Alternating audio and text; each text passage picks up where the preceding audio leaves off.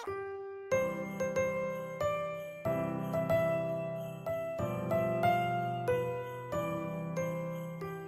friends, not going to see me today, so I'm going to show you exactly what we are doing for our kindergarten homeschool day. So I did a couple of these and I'll link them below so that you kind of get the feel of what we're doing today. So here is my plan for this week.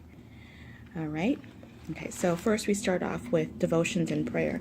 So today we are actually on the letter L. We're talking about being loyal. So what I'm going to have her do is just the pink portion today, writing out loyal and what loyal means.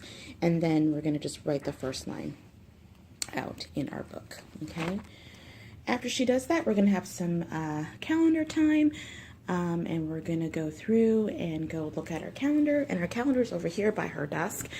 Right here. So we're going to just say, okay, today is Tuesday, November 29th, 2016. I'll have her repeat that several times. And then we go, my Christmas tree, huh? Okay. So, and then we go and we write it out here. Okay. So you've seen this before, Confessions of a Homeschooler. Y'all have seen this before, so I'm not showing you guys anything new. And then we mark off our day. All right, so this is something new that I actually printed off maybe a week ago. I will link her video for sure, her YouTube channel below, so that you see. These are kindergarten benchmarks. I believe the woman who created this used to be a teacher, and now she homeschools her, teaches her kids inside her home. And she created these benchmarks for kindergarten, and I absolutely love them. They're on Teachers Pay Teachers. I think I paid $1.50 or something like that for them. But it's great to kind of give you a map of where your kindergartner needs to be, and I absolutely love it. And I'm showing you for a reason, because I added something a little bit new to our day as a result. Okay, so after we go through our calendar, we do our numbers. So I'm no longer doing this, and I think I took it out already, but in Confessions of a Homeschooler, in her kindergarten notebook, she has really big numbers that you can color in from 1 to 100, especially for kindergarten. I think it's 1 to 100. And I had Riley draw it out, color it in, and I'm no longer doing that for her anymore. So what I'm doing is just focusing on a group of numbers for the week. So this week is 30 through 40 fluency, making sure she just really gets the numbers. I've also added, we're going to work on number words and actually writing them out. And today we're going to work on the number 1. Or I'm not sure if it's this week or just for today. I have to see how it goes today. Because it says right here that your child should be able to spell number words 1 to 10. So I thought that was interesting. So I added that into our day. The letter, since we're focusing on L for the devotions, I'm focusing on L for the actual letter. We just color in the letter L for the first day to make it really easy. And then we write 3 words: love, let, llama. And then I have her do an activity, like I'll say, can you draw a llama? Can you, something like that. And then I have a book that has a bunch of activities for the alphabet. And I didn't put the page number down here, but I'll find it and put it in later. Okay. And she just writes the letter L. Then we'll take a music break. This week we're working on classical music. So most likely, to be honest, my daughter will probably get out her ballet shoes and start dancing around for about 15 minutes, and that's cool. So that's for that week. After our break, we go right into math. Since we're just coming off of our break, our Thanksgiving break, I decided to just do a lot of review today. Looks like a lot, but it's not. We go through this pretty quickly. So we're going to review our shapes. So reviewing our shapes, I made this. So please don't judge. But I just go through our shapes. Sometimes sorry, that was my daughter. She has a cough on her. She lines the shape around. Sometimes I give her a white erase board, and I say, okay, draw a pentagon, draw a rectangle, draw a circle, and so on, and she does that. And then we talk about the shapes and their attributes. So I say, okay, here's a pentagon, or draw a pentagon, describe a pentagon, and that's what she does. So we go through and we do all these shapes. Excuse my drawings, but she kind of gets it because it's 3D and flat shapes and octagons and hexagons and stuff like that. So we just review that. The next thing we review our skip counting. Now, when we first started skip counting, I used our chart to mark off the numbers so that she kind of got used to it. And this is by 5s and 10s. She didn't need it, but I no longer use that anymore. I just go ahead and say, okay, do by 2s, do by 5s, do by 10s, and she's good. And then we do our 5 facts. And what I mean by 5 facts is that I get out 5 counting blocks. And I say, okay, what's 5 plus 0? What's 5 take away 0? What's 5 plus 1? What's 5 take away 3? And I have her do it with the blocks. And now I'm actually having her do it, trying to do it in her head. Okay, so working on 5 facts. And then time. Right now we're just doing hour. Okay, so I'll set up the I can't even move it, but I'll set up this clock here and say, okay, what time is it? She'll say 11 o'clock, and then I will have her say, okay, please show me 9 o'clock, and she'll move the arrow to 9 o'clock. I start introducing half hours, and she's kind of getting it, but of course we have to keep going with that. Okay, so that's just it for math today.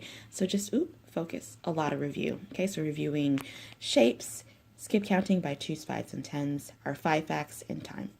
Okay, and then we're going to go do a lesson in Teach Your Child to Read, number 43. And I think we're working on the long O today. So that'll be interesting because we've been doing the short O for so long. So we'll see how that transitions. And now we're going to add introduction to syllables. And again, as you see over here, it's something that she needs to... Where did it go? She needs to know how to do. So in the phonics section of the benchmarks, she needs to know how to do syllables. So I looked up syllables yesterday on Pinterest, and I actually found a handout on Teachers Pay Teachers, and this was absolutely free. And you go through and you work on syllables with your kids. So I'm going to introduce her to syllables and what they mean. And go through the words and do it like that. There is instructions and directions on what to do with the cards and stuff like that. So I have to go and look it over again, just to familiarize myself with it. So this one came from, I'll just flip it over to the back so that you know what to kind of look for. But visit my blog. So this is the daily alphabet. But again, I got it on Teachers Pay Teachers, and it was absolutely free. So you can download it yourself. It's awesome. Okay. So after that, we will just go over because we're finishing up our planets this month, okay? We have 2 more days in November. We're going to just go over our planet review, and I'm just going to show you really quickly, excuse the mess here, but this is kind of our sight word corner, okay? Ooh, can you see it? And then I just extended it, and I did our planets as well. So we have a song that we made up.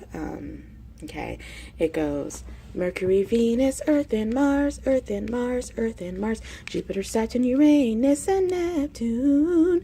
And she goes over that over and over and over again until she knows her order of planets. Okay. Okay, and alongside with planets, we've also talked about different attributes of each planet, including the sun as well. We talked about the sun, which we did a big thing on the sun a while ago when we first started.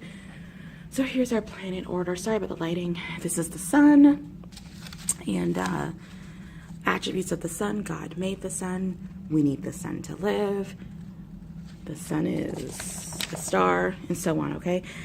So we talked about that kind of thing, and we also talked about each planet and just an attribute of the planet, okay?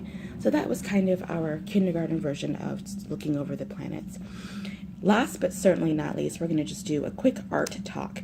And I have shared before what we do for our art talks, but I actually had this wonderful book, and I forgot that I had it until I was cleaning it out, my bookcase.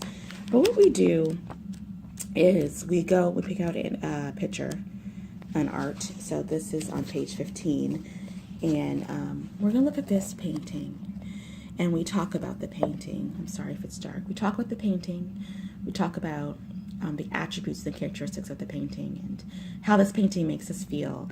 And you know, we'll talk about the camels in this painting, of course, and how many camels there are and all that stuff, and where do you think they are and all that stuff. We'll just have a good conversation about it, and then I'll have her actually do depiction of this particular painting, and she paints it herself, or color it, or marker, crayons, pencil crayons, whatever she wants to do.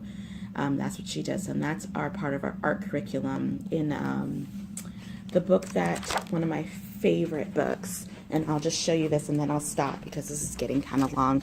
One of our favorite books, What Your Kindergarten Needs to Know, talks about how art isn't just, you know, cutting and pasting and drawing and coloring.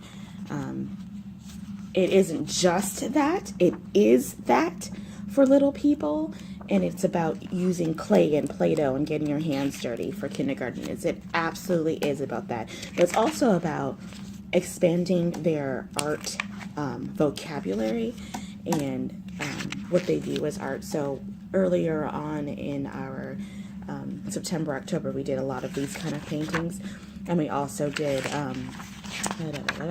we did statues. You know, we talked about the Lincoln Memorial, we talked about Statue of Liberty and whatever, because art is so much more than just, you know, painting and coloring. That's why we did the Eiffel Tower project. I'm going to just show you real quick our Eiffel Tower project. It's a statue, it's a monument. And so anyways, so that's it for today. It seems like a lot, but it actually goes by fast, and we take a lot of breaks, and we stop and we run around, we have lunch, we have snacks, because I understand that it's just too much, especially coming back from a long holiday. If you look and see, we had no school last week, and I actually took a PA day yesterday, a planning day for me. I really needed it, so we're starting off today. And so I'm going to take it nice and slow. If we do not get through every single thing on this list, that's totally cool. That's the purpose of homeschooling. We can kind of take it at our own pace, and then we can catch up later on.